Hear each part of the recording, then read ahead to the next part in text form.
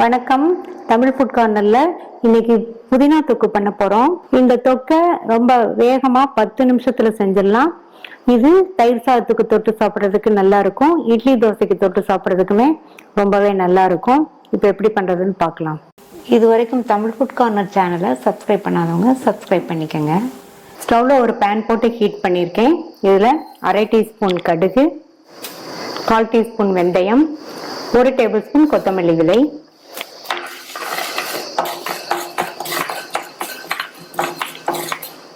எல்லாம் வறுபட்டதுக்கு அப்புறமா இதுல 1 டீஸ்பூன் எள்ளு சேர்த்துட்டு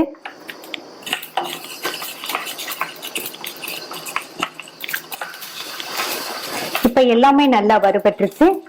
இதை வேற ஒரு பிளேட்டுக்கு மாத்தி விட்டுறலாம். அடுத்து 3 டீஸ்பூன் நல்லெண்ணெய் சேர்த்துட்டு எண்ணெய் சூடாயிடுச்சு. இதுல 5 பல் பூண்டு, 5-6 சின்ன வெங்காயம்,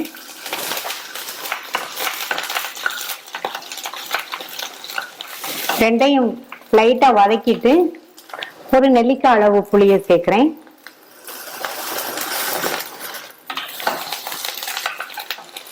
புளியையும் வதக்கியாச்சு. இது கூட 3 கைப்பிடி அளவு புதினாவை ஸ்டவ்வை சிம்ல வச்சுட்டு சேர்த்துக்கங்க. சிம்லயே வச்சு 1 நிமிஷம் போல வதக்கினா போதும். வதக்கியாச்சு. இதையும் எடுத்து வச்சு ஆற விட்டுறலாம்.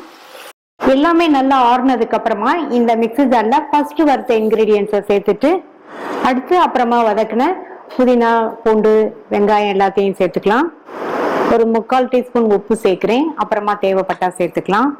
இதுல 1/2 கப் தண்ணி வச்சிருக்கேன். அதை கொஞ்சம் கொஞ்சமா சேர்த்து லைட் கோர்ஸா இருக்கிற மாதிரி அரைச்சுக்கலாம்.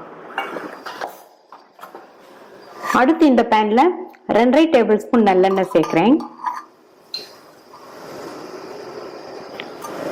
எண்ணெய் சூடானதும் ஸ்டவ்வை ஆஃப் பண்ணிருங்க. இல்லைன்னா நல்லா சிம்ல வச்சுக்கோங்க. நான் ஸ்டவ் ஆஃப் பண்ணிட்டேன்.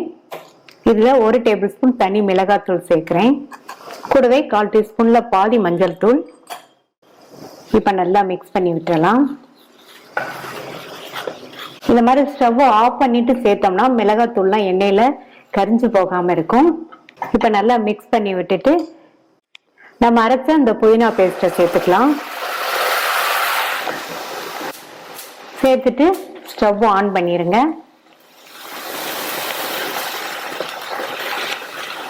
ஆன் பண்ணிட்டு நல்லா கலந்து விட்டாச்சு. இதுல 1/4 டீஸ்பூன் பெருங்காய பவுடரும் 1 டீஸ்பூன் பொடித்த வெல்லமும் சேர்க்கிறேன். ஸ்டவ் லோ ஃப்ளேம்லயே வச்சு நல்லா இந்த மாதிரி கலந்து கொடுத்துட்டே இருக்கணும். வெல்லம் சேர்த்து நல்லா கலந்து விட்டாச்சு. இதுல மிக்ஸி ஜாரை கழுவி 1/4 கப் தண்ணி சேர்க்கிறேன்.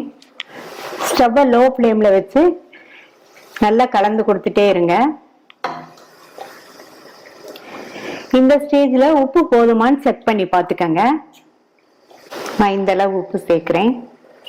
லோ ஃப்ளேம்லயே நல்லா கொதிச்சு தொக்கு பதத்துக்கு வர வரைக்கும் அப்பப்போ இந்த மாதிரி கலந்து கொடுங்க.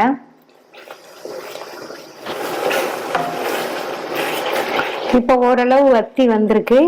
இன்னுமே வத்தி நல்லா தொக்கு பதத்துக்கு மேலே எல்லாம் எண்ணெய் பிரிஞ்சு வரணும். அது வரையும் வதக்கிக்கலாம். இப்ப நல்லா வதங்கி தொக்கு பதத்துக்கு வந்துருச்சு. சைட்லயும் எண்ணெய் பிரிஞ்சு வந்திருக்கு. இந்த பதம் சரியா இருக்கும். அடுத்ததுல 1/2 டேபிள் ஸ்பூன் நல்லெண்ணெய் சேர்க்கிறேன். நல்லா மிக்ஸ் பண்ணி விட்டுட்டு ஸ்டவ் ஆஃப் பண்ணிடலாம். டேஸ்டான ரொம்ப ஈஸியா 10 நிமிஷத்துல பண்ணக்கூடிய புதினா தொக்கு ரெடி ஆயிடுச்சு. நீங்களும் ஒரு தடவை ட்ரை பண்ணி பார்த்துட்டு உங்க கமெண்ட்ஸை சொல்லுங்க. தேங்க்யூ.